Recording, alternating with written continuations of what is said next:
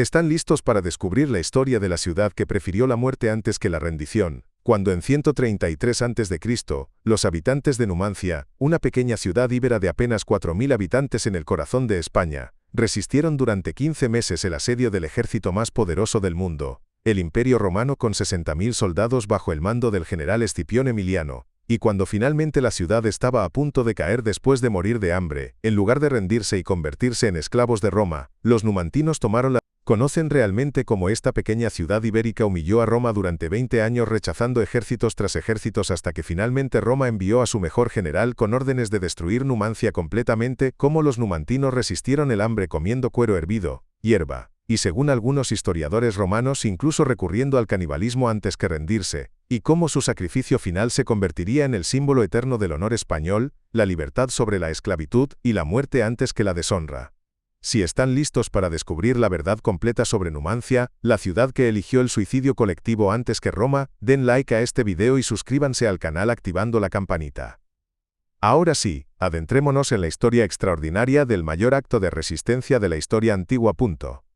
Para entender completamente por qué Numancia se convirtió en símbolo de resistencia contra la tiranía y por qué su destino fue tan trágico, primero debemos comprender quiénes eran los numantinos, dónde estaba su ciudad, y por qué Roma estaba tan desesperada por destruirla que envió ejércitos masivos repetidamente durante 2 décadas. Numancia era ciudad de los arébacos, una de las tribus celtíberas que habitaban el interior de la península ibérica. Los celtíberos eran pueblos de origen mixto celta e íbero que habían desarrollado cultura guerrera feroz. No eran un reino unificado sino colección de tribus independientes que ocasionalmente se aliaban pero también luchaban entre sí. Numancia estaba ubicada en lo que hoy es la provincia de Soria en Castilla y León, cerca del río Duero, en meseta alta del centro de España. Era ciudad relativamente pequeña, probablemente con población de 3.000 a 4.000 habitantes en su apogeo, pero estaba estratégicamente ubicada en alto controlando rutas comerciales y militares importantes. La ciudad estaba fortificada con murallas de piedra y ocupaba posición defensiva natural en colina que la hacía difícil de atacar. Los numantinos, como otros celtíberos, eran guerreros formidables. Su cultura valoraba el valor marcial sobre todo. Los hombres se entrenaban desde jóvenes en el uso de armas, particularmente la falcata, espada curva ibérica mortal, y el soliferrum, jabalina de hierro completamente metálica que podía penetrar escudos romanos. Eran expertos en guerra de guerrillas, emboscadas, y tácticas de ataque y retirada que frustraban a los ejércitos romanos acostumbrados a batallas campales formales. Crucialmente, los celtíberos tenían código de honor que enfatizaba la libertad personal y tribal sobre todo. Preferían la muerte a la esclavitud o la deshonra. Este valor cultural sería central en el destino final de Numancia. Roma había llegado a la península ibérica durante las guerras púnicas contra Cartago en el siglo III a.C. Después de derrotar a Cartago en 206 a.C. y expulsar a los cartagineses de España, Roma había comenzado a conquistar y pacificar la península para convertirla en provincias romanas. Pero la conquista de España resultó ser mucho más difícil de lo que Roma había anticipado. Las tribus ibéricas y celtíberas resistieron ferozmente. A diferencia de los galos de Francia, o los pueblos del Mediterráneo oriental que Roma había conquistado relativamente rápidamente, las tribus de España lucharon con tenacidad extraordinaria. La geografía montañosa de gran parte de España favorecía a los defensores, y las tribus conocían el terreno perfectamente. Roma se vio obligada a librar lo que hoy llamaríamos guerra de contrainsurgencia prolongada y costosa. Las guerras celtíberas, como se conocieron estos conflictos, duraron intermitentemente desde 181 hasta 133 a.C., casi 50 años de guerra brutal. Numancia emergió como el centro principal de resistencia celtíbera. No era la ciudad más grande de la región, pero por razones que no están completamente claras en las fuentes, se convirtió en el punto focal de la resistencia contra Roma. Quizás era el liderazgo de sus jefes tribales, quizás la posición estratégica de la ciudad, o quizás simplemente que los numantinos eran particularmente obstinados en su negativa a someterse a Roma. Durante las décadas de 150 y 140 a.C., ejércitos romanos intentaron repetidamente conquistar Numancia. Y repetidamente fracasaron de maneras humillantes. En 153 a.C., el cónsul romano Quinto Fulvio Nobilior llegó con ejército de 30.000 hombres para someter a los numantinos. Los numantinos, con fuerza mucho menor, Derrotaron a los romanos en batalla campal cerca de la ciudad. Nobilior se vio obligado a retirarse con miles de bajas. En 143 a.C., otro ejército romano bajo el cónsul Quinto Cecilio Metelo intentó tomar Numancia. Nuevamente, los numantinos resistieron exitosamente. En 137 a.C., el cónsul Cayo Hostilio Mancino llegó con ejército de 20.000 hombres. No solo fracasó en tomar Numancia, sino que fue rodeado por los numantinos y forzado a negociar paz humillante. Mancino acordó tratado de paz reconociendo efectivamente la independencia de Numancia. Cuando regresó a Roma y el Senado se enteró de los términos humillantes del tratado, estaban furiosos.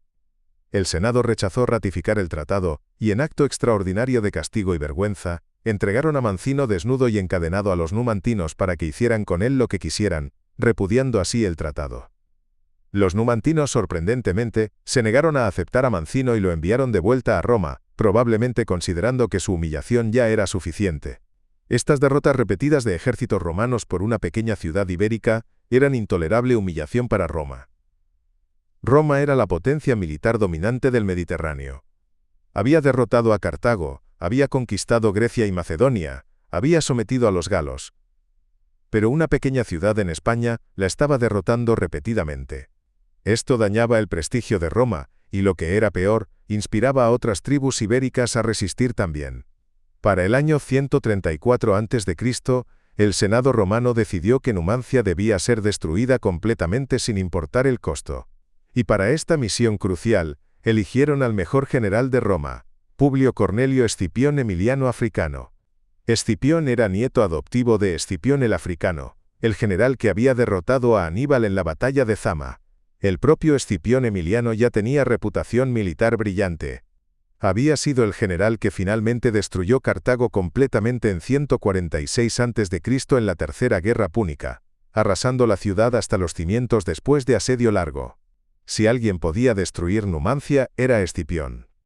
En 134 a.C., Escipión llegó a España no solo con legiones romanas regulares sino con voluntarios de toda Italia y aliados de todo el Mediterráneo, ansiosos de servir bajo tan famoso general. Su ejército eventualmente crecería a 60.000 hombres, una de las fuerzas más grandes jamás reunidas por Roma hasta ese momento, todo para conquistar una ciudad de menos de 4.000 habitantes. La desproporción de fuerzas era absurda, pero Roma ya no se arriesgaba. Escipión también llegó con plan claro. Los intentos anteriores de tomar Numancia por asalto directo habían fracasado porque los numantinos eran guerreros feroces que luchaban con ventaja del terreno y conocimiento local. Escipión no repetiría ese error. En lugar de asaltar la ciudad, la sitiaría y la mataría de hambre hasta la rendición. Y para asegurar que el asedio fuera completamente efectivo, Escipión construiría un anillo de fortificaciones alrededor de Numancia tan masivo y completo que sería físicamente imposible para nada o nadie entrar o salir. Lo que Escipión construyó alrededor de Numancia en 134 y 133 a.C. fue una de las obras de ingeniería militar más impresionantes de la antigüedad. Alrededor de la ciudad, a distancia de varios kilómetros, Escipión ordenó la construcción de 2 anillos concéntricos de fortificaciones. El anillo interior, llamado circunvalación, rodeaba Numancia directamente e impedía que los defensores salieran. El anillo exterior, llamado contravalación, enfrentaba hacia afuera y protegía a los sitiadores de cualquier ejército de socorro que pudiera intentar ayudar a Numancia. Entre estos 2 anillos, Escipión estacionó sus 60.000 soldados en 7 campamentos fortificados conectados por muros. La circunvalación alrededor de Numancia medía aproximadamente 9 kilómetros de longitud. Consistía en muralla de madera y tierra de 3 metros de altura, con foso profundo delante de ella, y torres de observación cada 30 metros. Toda el área alrededor de la ciudad fue deforestada para eliminar cualquier cobertura que los numantinos pudieran usar. Los caminos que conducían a Numancia fueron bloqueados con empalizadas. Crucialmente, Escipión también bloqueó el río Duero, que fluía cerca de Numancia y había sido fuente de agua y ruta de suministro potencial. Ordenó la construcción de 2 torres de madera en ambas orillas del río, conectadas por un boom flotante con cuchillas de metal que harían imposible que alguien navegara río arriba o abajo sin ser detectado y destruido. Toda esta construcción tomó meses y requirió trabajo de decenas de miles de soldados. Pero cuando finalmente estuvo completa en el verano de 133 a.C., Numancia estaba completamente sellada. Nada podía entrar o salir. Escipión entonces se acomodó para esperar. Sabía que los numantinos tenían suministros limitados de comida. Era solo cuestión de tiempo antes de que el hambre los forzara a rendirse o salir a luchar en campo abierto donde el ejército romano masivo los aplastaría. Dentro de Numancia, los habitantes se dieron cuenta rápidamente de la situación desesperada en la que estaban. Estaban rodeados por ejército de 60.000 soldados romanos detrás de fortificaciones impenetrables. No había esperanza realista de ejército de socorro. Las otras tribus celtíberas habían sido derrotadas, sometidas o estaban demasiado intimidadas para intentar ayudar. Numancia estaba sola. Los líderes numantinos, cuya identidad exacta las fuentes antiguas no registran claramente pero que incluían jefes tribales y ancianos de la ciudad, tuvieron que tomar decisiones difíciles. ¿Intentaban salir a luchar? Eso sería suicidio contra 60.000 romanos en campo abierto. ¿Intentaban negociar rendición? Roma había dejado claro que los términos serían esclavitud total para los supervivientes y destrucción de la ciudad. O resistían hasta el final con la esperanza de que algo, un milagro, cambiara la situación. Eligieron resistir. Durante los primeros meses del asedio, los numantinos vivieron de sus reservas de grano, ganado y otros alimentos almacenados. Pero estas reservas no eran suficientes para alimentar a 3 o 4.000 personas indefinidamente. Para el otoño de 133 a.C., la comida se estaba acabando. Los numantinos sacrificaron y comieron todo su ganado. Luego comieron sus caballos. Luego comenzaron a comer cualquier cosa que pudiera proporcionar sustento. Las fuentes romanas, particularmente el historiador Apiano de Alejandría quien escribió sobre las guerras celtíberas, relatan que los numantinos servían cuero de escudos, cinturones y zapatos para comerlo. Comían hierbas y raíces que podían encontrar dentro de las murallas de la ciudad. Y cuando incluso eso se agotó, algunas fuentes sugieren que recurrieron al canibalismo, comiendo los cuerpos de los que morían de hambre o enfermedad. Este detalle del canibalismo es controvertido entre historiadores. Las fuentes romanas tenían motivos para exagerar la barbarie de sus enemigos para justificar la destrucción de Numancia. Pero dado el hambre extrema y la duración del asedio, no es imposible que algunos numantinos recurrieran a tal extremo de desesperación. Lo que es indiscutible es que las condiciones dentro de Numancia durante el invierno de 133 a.C. eran de hambre masiva, enfermedad y muerte. Los niños y ancianos morían primero. Los cuerpos se acumulaban porque no había suficiente energía para enterrarlos adecuadamente. La gente se volvía esquelética, y sin embargo, se negaban a rendirse. Escipión, observando desde sus fortificaciones, esperaba pacientemente. Sabía que solo era cuestión de tiempo. Ocasionalmente, numantinos desesperados intentaban escapar de la ciudad de noche, tratando de deslizarse a través de las líneas romanas. La mayoría eran capturados. Escipión ordenó que los capturados fueran crucificados a la vista de las murallas de Numancia como advertencia.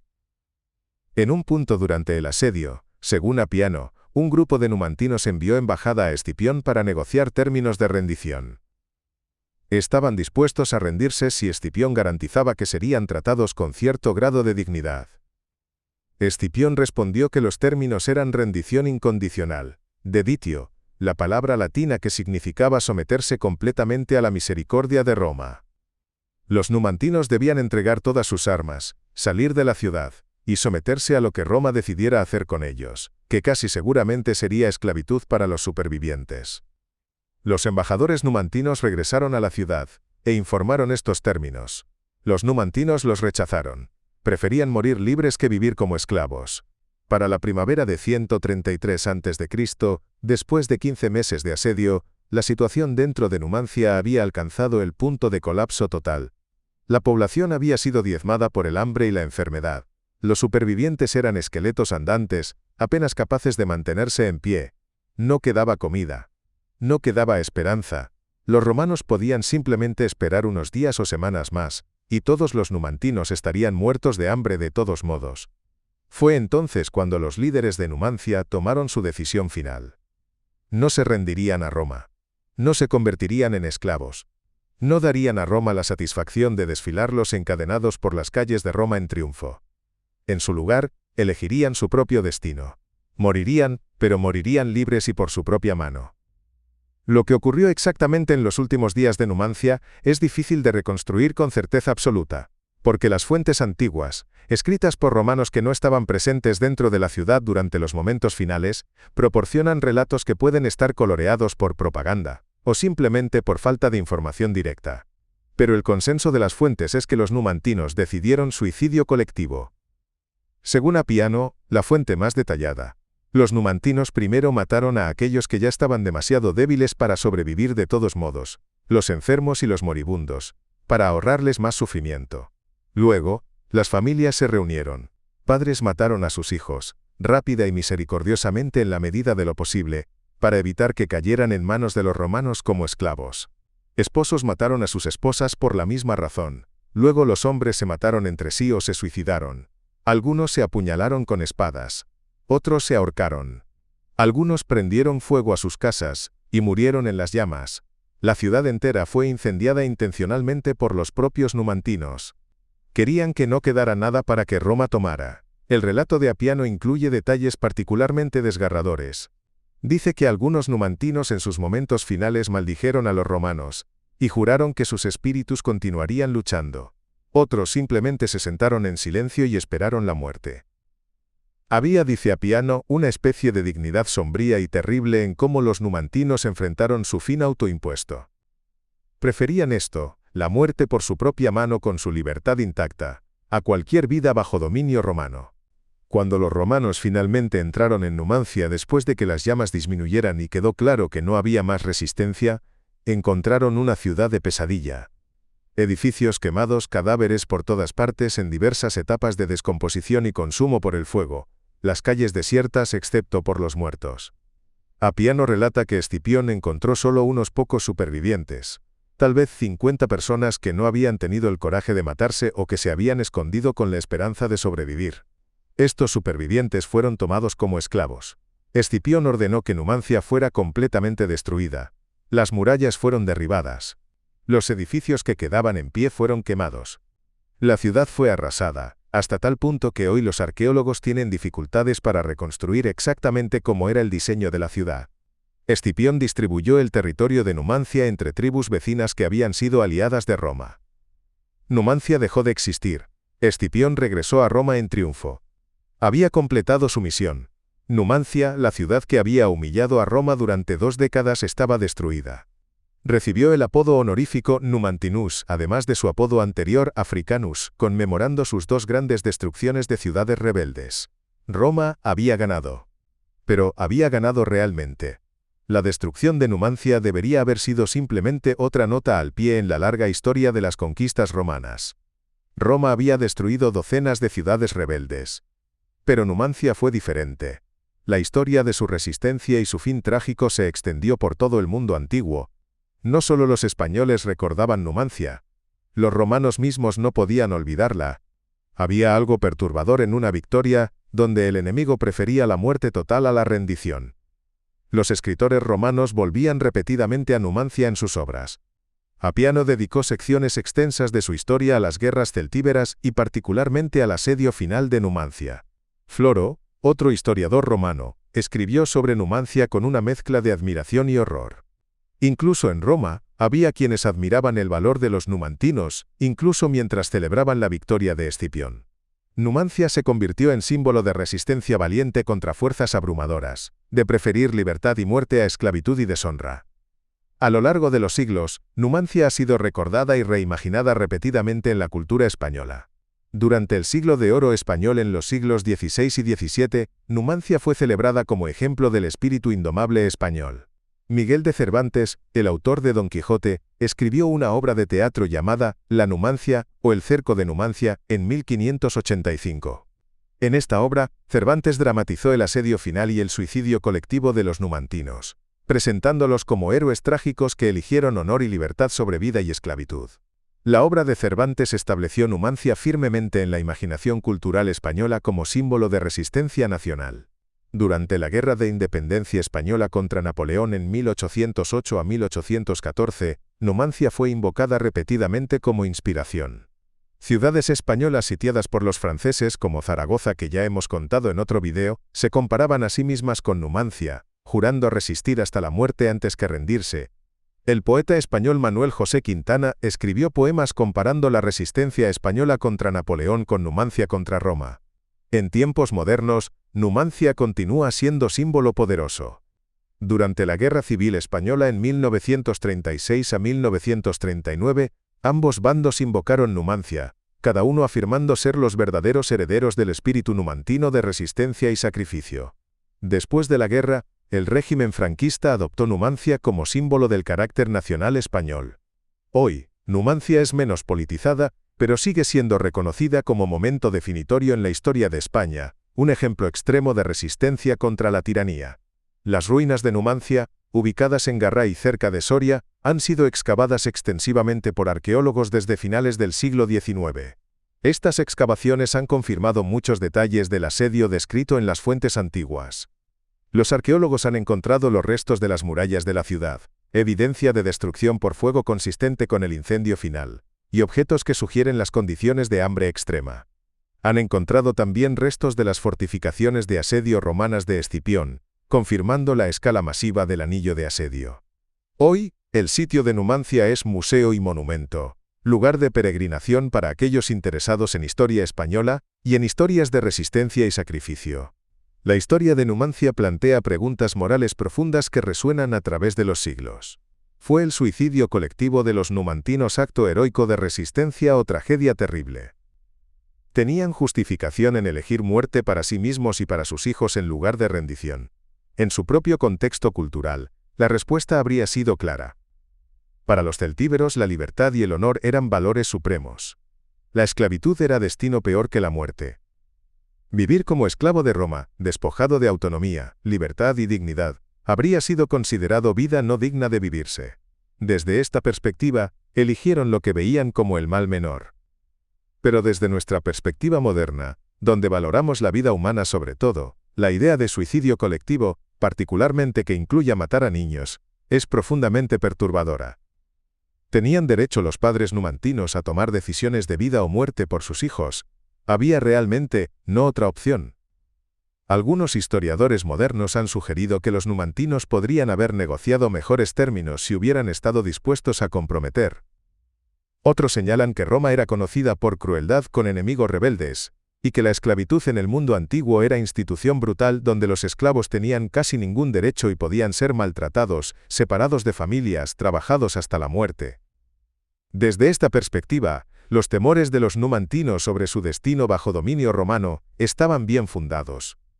Otra pregunta es si el sacrificio de Numancia logró algo. Roma ganó militarmente. La ciudad fue destruida. Los numantinos murieron. Desde perspectiva puramente militar y política, Numancia perdió completamente. Pero desde perspectiva cultural y simbólica, Numancia ganó una victoria que ha durado más de 2000 años. Su historia ha inspirado a incontables personas a través de los siglos a resistir la tiranía, a valorar la libertad sobre la seguridad, a estar dispuestos a sacrificar todo por principios. Numancia se convirtió en algo más grande que una ciudad, se convirtió en idea, en símbolo que ningún ejército podía destruir. Esta es la historia completa de Numancia, la ciudad íbera que resistió al Imperio Romano durante 2 décadas, que obligó a Roma a enviar su mejor general con 60.000 soldados para destruirla, que resistió 15 meses de asedio soportando hambre extrema antes que rendirse, y que finalmente, cuando la derrota era inevitable, eligió suicidio colectivo, padres matando hijos, esposos matando esposas, la ciudad entera prendiéndose. ¿Qué piensan ustedes? ¿Fue el suicidio colectivo de Numancia heroísmo supremo o tragedia evitable? ¿Tenían los numantinos justificación en elegir muerte para sus familias? ¿Su sacrificio logró algo o fue pérdida sin sentido? ¿Cómo habría sido diferente la historia si se hubieran rendido? Déjenme sus opiniones en los comentarios. Si esta historia trágica de Numancia les ha impactado, den like al video y suscríbanse al canal para más historias, donde exploramos los momentos más extremos de resistencia y sacrificio en la historia española. Nos vemos en la próxima historia.